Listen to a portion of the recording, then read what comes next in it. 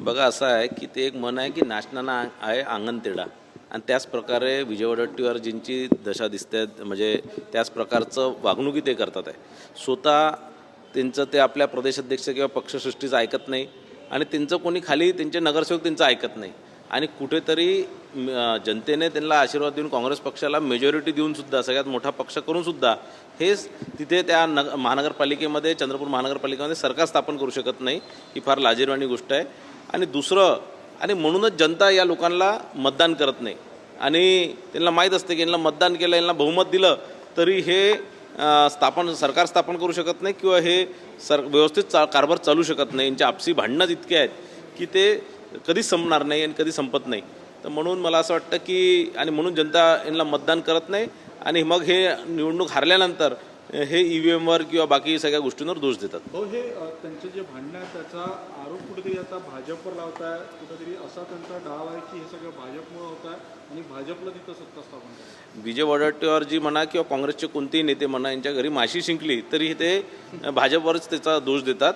तर मला असं वाटतं की यांना स्वप्नातही भाजपच दिसते आणि ते दिसली पाहिजे। भाऊ चंद्रपुरात सत्ता स्थापनेची सगळी जबाबदारी आता वडेट्टीवार यांनी खासदार दानवेकर यांच्यावर दिलेली आहे। भाजपही तिकडे सत्ता स्थापनेचा दावा करतोय। तिथे 100% भारतीय जनता पार्टीची सरकार येणार भारतीय जनता पार्टीचाच महापौर होणार हे मी आपल्याला सांगतो।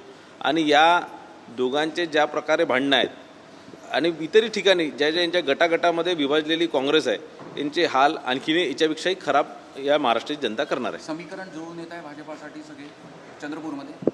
नाही मला असं वाटतं हेच समीकरण जोडण्यासाठी दोन्ही नेते प्रयत्नशील आहेत। मला वाटतं तिथे वेगळा एखादा गट तयार होणार आणि त्याचा निश्चितच ते कुठेतरी सत्ता स्थापनेसाठी किंवा एक स्थायी महानगरपालिका सरकार देण्यासाठी निश्चितही तोही गट कुणाकडे तरी दुसरीकडे जाऊ शकतो। भाऊ दोन्ही राष्ट्रामध्ये एकत्र आले आहेत अनेक ठिकाणी तुतारी आणि घड्याळ आता संजय राऊत म्हणाले आहेत की आता दोन्ही पवारांनी महाविकास आघाडी केली। शरद पवार साहेब फार प्रगल्भ नेते आहेत। त्यांना महाराष्ट्राचं अनेक वर्षापासून त्यांना पूर्ण अभ्यास आहे आणि मला वाटत नाही की शरद पवार साहेबासारखा नेता डुबत्या जहाजात बसणार कारण महाविकास आघाडी आणि शिवसेना म्हणजे उभाटा हे डुबतं जहाज आहे। याच्यावर मला वाटत नाही की पवारसाहेब बसतील। मला असं वाटतं पुढे मागे तेही आमच्यासोबतच महायुतीमध्ये येतील। त्यांना क्लीन चिट मिळालेली आहे भुजबळ यांना सदन घोटाळ्यामध्ये वडेट्टीवारांचा आरोप आहे की सत्तेत गेले की सगळ्यांना क्लीन चिट मिळते।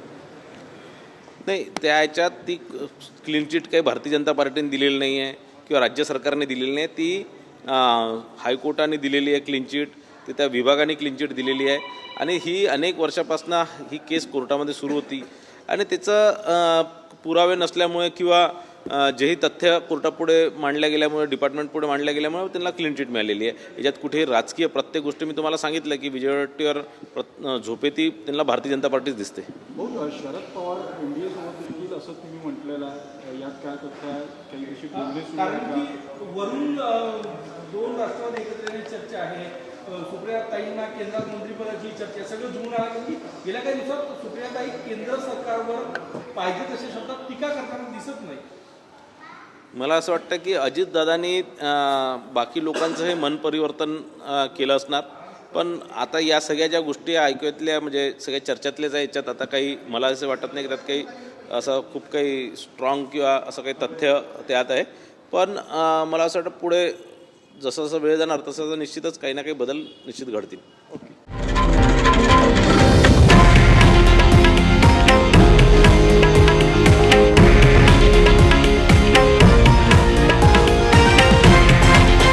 हे आहे देशातील नंबर 1 न्यूज नेटवर्क आणि आपण पाहत आहात TV9 मराठी, एकमेव।